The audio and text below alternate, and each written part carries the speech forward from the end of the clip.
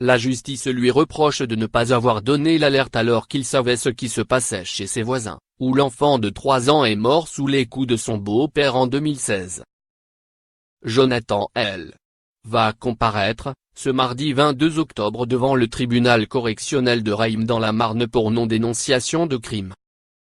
On reproche à cet homme de ne pas avoir donné l'alerte, en qualité de voisin, alors que le petit I 3 ans était maltraité par sa mère et son beau-père. Il encourt 3 ans de prison et 45 000 € d'amende, selon l'article 430-81 du Code pénal. I, 3 ans, était mort à Reims sous les coups de son beau-père en novembre 2016, le parquet de Reims avait mis en examen, en mars 2018, le voisin du couple pour non-dénonciation de mauvais traitements sur mineurs. Peu après le décès de l'enfant, le procureur de Reims Mathieu Bourrette avait déploré le manque de réaction du voisinage.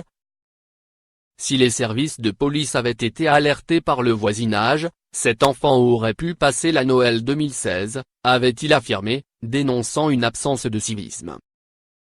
C'est la requête déposée en novembre 2017 auprès de la juge d'instruction par l'association Innocence en danger qui a abouti à la mise en examen de Jonathan L.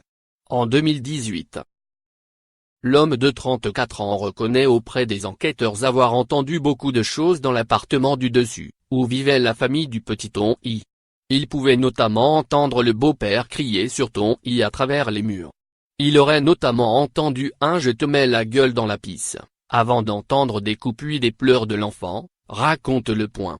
Mais il n'a jamais appelé la police. L'enfant avait succombé à une énième salve de coups de son beau-père, dont il servait de souffre-douleur, avait indiqué le parquet à l'époque des faits. Le conjoint violent, âgé de 24 ans lors de son interpellation, déjà condamné à 7 reprises pour violence, et la mère, 19 ans à l'époque, seront, quant à eux, jugés prochainement devant une cour d'assises. Le conjoint encourt la réclusion à perpétuité, et la mère 5 ans de prison.